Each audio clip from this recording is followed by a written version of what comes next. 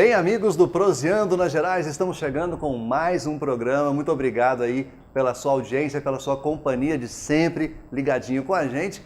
E com certeza, isso você nunca teve dúvida, a gente tem um programa hoje fantástico. Isso você já sabia. Nossa convidada é Vanessa Seger, que é membro fundadora da ANDA, a associação aqui de Montes Claros que cuida dos nossos autistas da região toda. Muito obrigado, uma satisfação te receber aqui. Prazer meu estar aqui, pelo convite, pela atenção dos espectadores. Diz que é tímida, mas tem tanta história bacana que você vai se segurar na cadeira hoje para conhecer, para ouvir essas histórias. Só que a gente começa sempre do começo. E eu queria saber de onde surgiu Vanessa Seger, onde nasceu, se aqui mesmo ou não, se tem irmãos, pais, como é que é essa família? Eu nasci em Belo Horizonte, né? Mas eu vim para Montes Claros muito pequena. O meu pai, ele era representante comercial, antes era viajante. Sim, né? Viajante. Na rede farmacêutica, e depois ele passou no concurso, aí foi ser funcionário público de um banco, né? E aí também continuou viajando naquele princípio até conseguir se firmar em uma agência, né? Porque antes vai fazendo aquelas viagens. Então, até o período que ele ficou viajando e não se firmou em Montes Claros, que é a terra dele, eu estive em Belo Horizonte, onde está a família da minha mãe, ainda. Sim. Mas eu me considero uma Montes Clarense já. Realmente a sua terra agora é Agora essa. minha terra é essa. Quando que você começou a se sentir Montes Clarense? Você ficou quanto tempo em Belo Horizonte? Não deve ter sido muito tempo, né? Não, eu fiz jardim de infância. Eu vim para o jardim de infância, acho que com 5 anos, eu me recordo de eu estar em Montes Claros.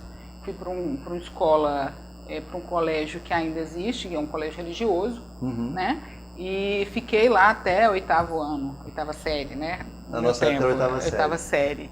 E meu irmão também nasceu em Belo Horizonte. Eu tenho 2 irmãos. 2 irmãos. O Paulo Vinícius e a Marla.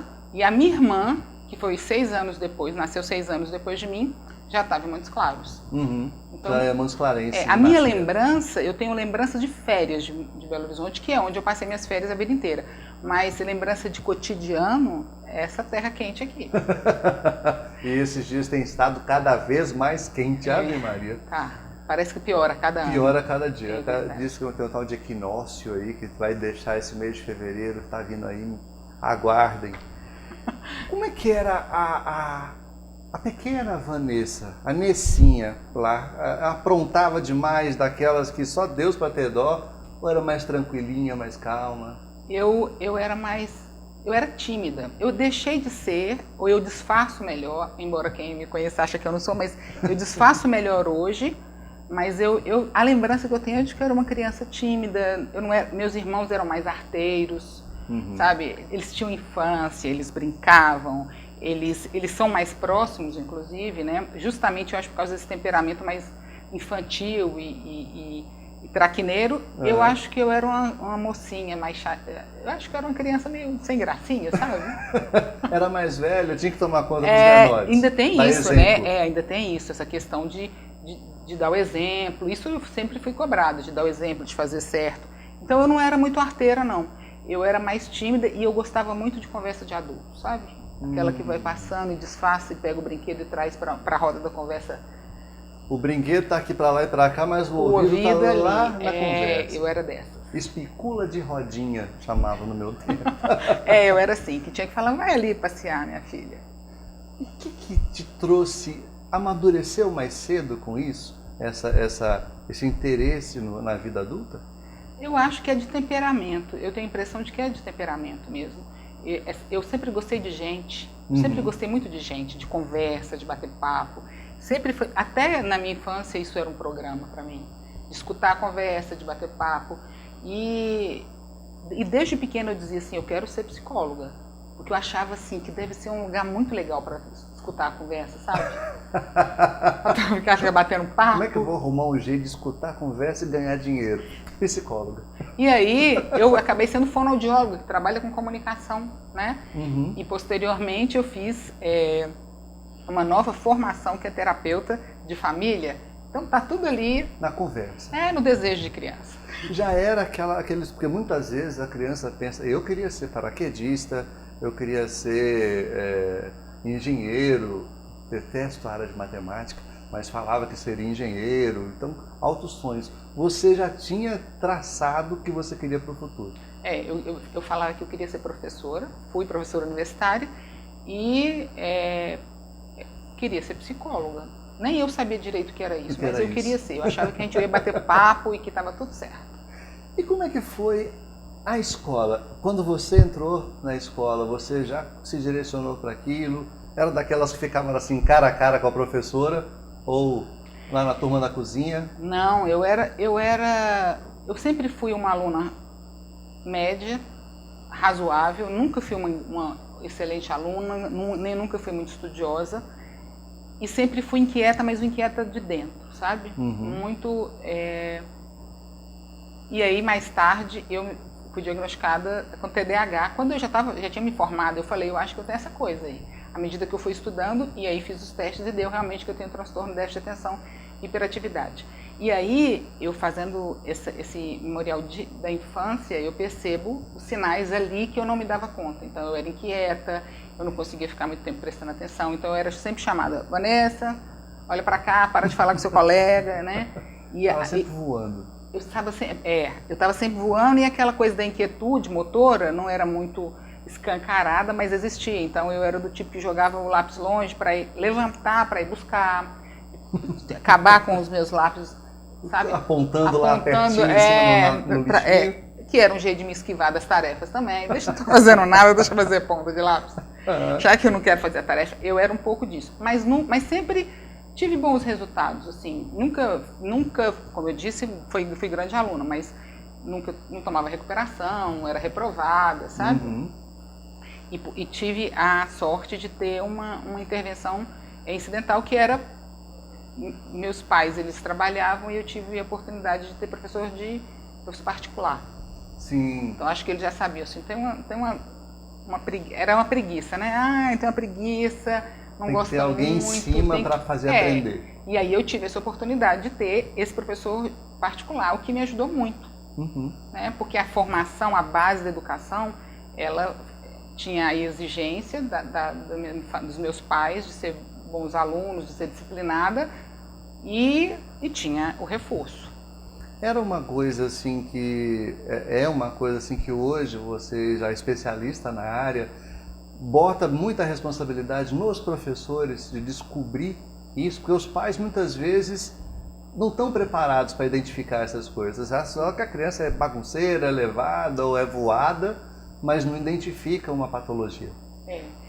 Hoje eu tenho muita preocupação com a patologização, né? Tudo assim, TDAH, tem um nome para tudo. Isso eu acho que fica até chato, sabe? A sopa de letrinhas. Sério. Eu acho que o professor, a formação dele é para educar pessoas, né? E quando eu falo educar, eu estou falando didaticamente, não de regras e limites, que isso é função de pai e mãe. Pai e mãe. Né? Mas eu acho que observar que a criança ela tem um potencial que não é aquele esperado, né? Einstein disse que você não pode medir a inteligência de um peixe pedindo ele para subir numa árvore. Todo mundo tem suas habilidades, então eu tenho o déficit de atenção porque, no meu caso, porque eu recebo muitos estímulos e é mais difícil de processar tantas informações ao mesmo tempo. E durante muito tempo eu achei que todo mundo era assim. Era normal. Era normal. Quando você vai amadurecendo e na adolescência começa a ter os sinais ainda mais evidentes em alguns aspectos, e que você consegue, e aí você tem que usar suas habilidades para a vida adulta, que você pensa, opa, peraí, que eu estou tendo prejuízo. E aí quando você tem prejuízo, você vai buscar. Agora dizer que hoje eu acho que os professores certamente têm muito mais possibilidade de formação para identificar, mas acho que na minha época não. Sim, era uma coisa ainda meio distante. Era porque era desatenta mesmo, preguiçosa, né? Nunca fui muito massacrada por isso, não é verdade. Mas hoje eu sei que eu era. Com isso, como é que é virar a adolescência, como você citou? Porque geralmente quando a gente vira, sai da infância e entra na adolescência, a cabeça já é toda agitada, hormônios a mil. E ainda entra com essa questão. Como é que foi a sua adolescência? Também tenho pouca lembrança de adolescente, eu sou uma negação. Mas eu tive muita sorte com uma questão. Assim, eu tenho pais que as regras me deixavam com regras muito claras. Hierarquia na minha casa, tinha hierarquia, né? Sempre foi exigido respeito, cuidado, sabe, com obediência. Tudo, obediência. Tive 2 oportunidades, uma de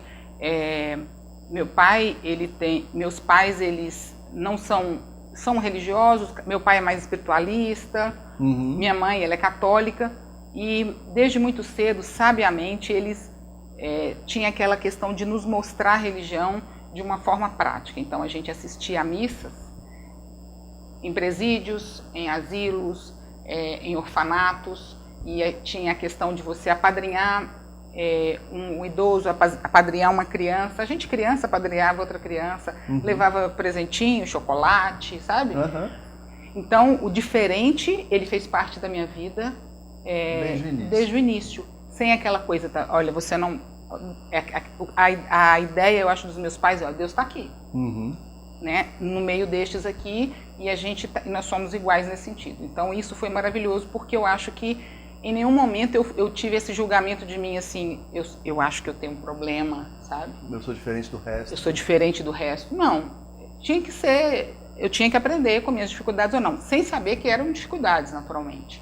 E por tabela ele acabou te colocando, te apresentando oficialmente, isto é caridade. Sim. Porque essas são as pessoas que a religião precisa ajudar e você está fazendo por aí. E humanidade. E humanidade. São iguais a você, está aqui também, você tem que estar aqui. E a adolescência, novamente, eu acho que sem que alguém os dissesse isso, eles fizeram uma outra coisa maravilhosa, que foi a questão de trazer para perto deles os meus amigos. Então, os meus e os meus irmãos, nós éramos independentes. Meu irmão... quase 2 anos mais novo que eu, mas hoje os meus amigos daquela época são amicíssimos dele, é a turma dele. É a turma dele hoje. E são amigos do meu pai, amigos de a gente não estar em casa e eles estarem lá, de ir lá tomar café, de homenagear no convite de formatura. Então, eles muito espertos, né? E muito amorosos, porque porque não era aquela coisa vigiada, não, você tem que... Não, era uma coisa amorosa. Vai ter festa, vai ter comemoração, vocês vão se encontrar, então traz para cá. Vamos fazer aqui. Eu vou fazer um churrasco para vocês. Pronto. E participar. Aquela história, meu filho vai com os amigos, traz para debaixo da asa, Isso. sem fechar. Exato, sem fechar. Né? Então ele via o que estava acontecendo e eles participavam daquilo. Então foi divertido, a gente tinha acesso ao amor e à lei muito claramente. Então isso pode, isso não pode. Mas vamos sair, não pode fazer aqui em casa. Vamos comemorar aqui que está tudo certo. Uma maravilha. Isso para poder te direcionar para aquilo que você queria. Foi o pontapé inicial, porque falou assim, eu estou saindo da adolescência, eu estou chegando na minha fase adulta, agora é a hora de eu escolher aquela psicologia que eu ficava escutando nas rodinhas. E tinha a questão de ter esse acesso, de poder falar, né? Meu pai, ele é mais... Ele tem a figura do pai mesmo, sabe? Muito afetuoso, muito amoroso, mas é a figura do pai. E a minha mãe, ela era mais aberta, então ela dialogava mais, ela conversava. A gente não tinha tantos parentes próximos em Montes Claros, né? Tínhamos poucos e então eu tinha esse acesso a ela, né? E as minhas tias também contavam os casos, eu adorava. Quanto mais adulto, mais eu achava legal. Mais interessante. Importantíssimo, me achava super importante, né? De estar sendo ouvida, de estar sendo ouvida não, mas de ter esse ouvido. Eu vou falar para você. Entendi. Então eu estou te valorizando, eu legitimo sua audição para mim. Então eu me achava. E o caminho que a gente descobriu aqui para chegar na psicologia, na verdade, não foi a psicologia. Foi a fonoaudiologia. Que não tinha em Montes Claros na época. Não tinha em Minas Gerais. Em Minas Gerais. A minha mãe tinha um nódulo de prega vocal e fazia o tratamento em Belo Horizonte. E o médico dela falou assim, vai ter um curso, inclusive, de fonoaudiologia, que é um absurdo, não tem em Minas Gerais ainda, mas eu estou trazendo para cá, no ano que eu estava saindo do colégio. E aí minha mãe falou, olha, vai ter um curso chamado fonoaudiologia, que eu acho que vai ser muito bom. E eu ainda fiquei segurando, não sei, mas eu queria psicologia, cheguei a passar na federal, né? Mas na hora de escolher, eu tinha que escolher, porque a fonoaudiologia, ele era integral, o curso era integral. Então a gente estudava à noite e tinha estágios e aulas de dia. Então eu não tinha como fazer os dois. Eu tive que escolher. E eu falei assim, eu acho que eu vou pela mais, que eu achava que podia ser mais promissora, porque já que não tem ninguém... Vou abrir as portas. E eu não gosto tanto de estudar quanto o restante que todo mundo deve gostar, menos eu, então eu vou por algo que eu possa ter algum... O encantamento veio lá dentro, mas assim, algum recurso que possa me sustentar depois, né? Com menos competição profissional, né? Porque eram menos, e foi exatamente, a minha escolha foi nessa. Depois que chegaram os meus pacientes crianças, quando os meninos vieram, que eu vi e falei, não, eu acho que o buraco é mais embaixo, eu vou ter que lidar com família. Eu estou começando a gostar dessa história de faculdade, porque a gente, faculdade, tem escolhas, opções, vou trabalhar com o quê? Cada uma dessas opções te dá uma série de áreas. Sim. E é uma hora que a gente sai da asa do pai, fica sozinho, mais velho e em Belo Horizonte.